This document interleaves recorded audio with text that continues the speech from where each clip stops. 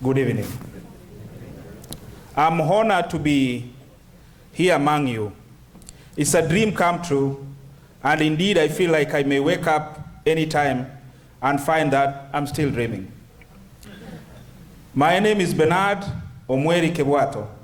For the Kisii people who are from the Kisii community, when you tell them what is Kebwato, they'll definitely translate it for you. I don't want to translate it because I'll waste time. And today I'm here as a Kenyan, as well as a representative of KDA, North America, and the European Union. I will first talk as a Kenyan.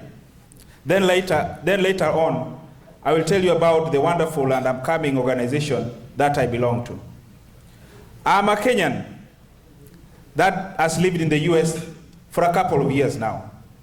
It's worthy to note that even though this Kenyan has been taken out of Kenya, the Kenyanness in him is still as strong as it was the first time I came here. Right from the village or town I came, and it was a culture shock that awaited me here.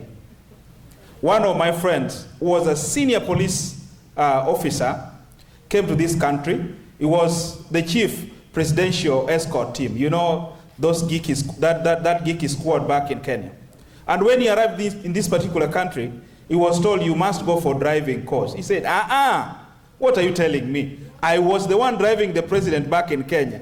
Hivi tu kidogo kidogo munaniambia hapa, wacheni nayo. Let me go and pass. No, there is something called mutiani ya computer. Akasema, hiyo pia tuliletewa. Unajua, we are the first people tuliona hiyo computer. Okay, mzee iko hapa. He tried. Luckily, after 3 attempts, he managed to pass. Now came the big test. He went now to do the, you call it, how do we call it? The driver test or whatever you call it. Some of the people who welcomed him to this country told him, Mzee, we have to go and show you how to do parallel parking and what? 90-degree parking. But the old man said, you are wasting my time.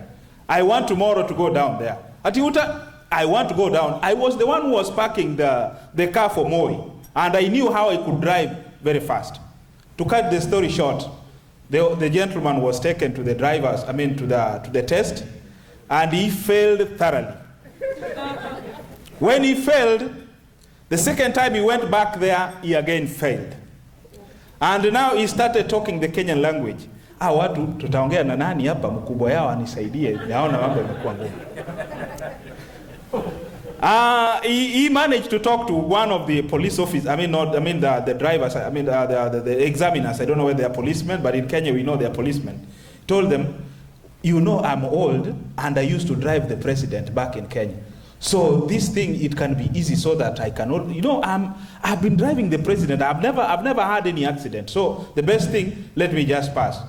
The examiner told him, here, we don't do things that way. You have to pass. He went the third time. He failed.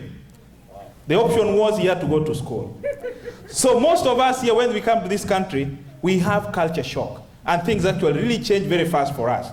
But the beauty part is, most of our women, they reach here the second week, they are talking using their noses. Okay. Many years later, that's me, I can navigate the American system like a mwenyeji.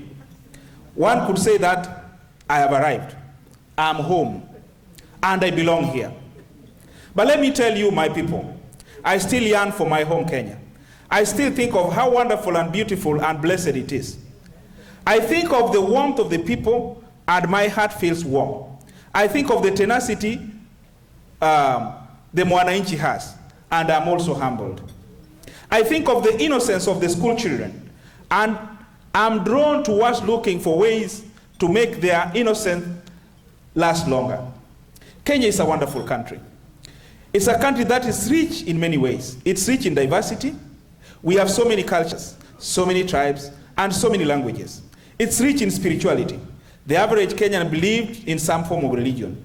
Religion does promote virtues such as love, peace, harmony, patience, unity, forgiveness, tolerance, and hope, among others. Kenya is rich in fauna and flora. We have the big five: the game, the plants, the marine. It's rich in history. We have Dr. Livingstone, who found some early man somewhere in Tugen Hills in Baringo. We have Fort Jesus, Mombasa. We have Bomas of Kenya, and etc. It's a rich natural feature. We have the mountains, the Rift Valley, the lakes, the forests, the oceans, among others. Kenya is indeed a great place, and such a we should celebrate it. And to crown it all, we have the most handsome men living in this world. That's why we even have our blood in White House, courtesy of a Kenyan by the name of Barack Obama Sr. Our ladies, I can't explain more. So why am I telling you all this?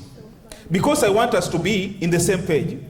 Before I move forward to tell the next stage of my speech, I want us to agree that indeed we have a lot to celebrate for coming from such a beautiful country. Now, they say that everything on this earth has strengths and weaknesses. I can say that it's true of people. Even the greatest people that ever graced this earth had weaknesses. The same applies to countries too. Every country has its strengths and weaknesses. Above, we have established the strength of our motherland. Let us be solemn as we talk about the changes, and the challenges that plague our country. I will just mention a few. We have the elephant, let me call in the country or in the house, called tribalism, ukabila in Swahili. As mentioned above, Kenya is rich in diversity, which is a good thing and can also be a bad thing. Ukabila is a national problem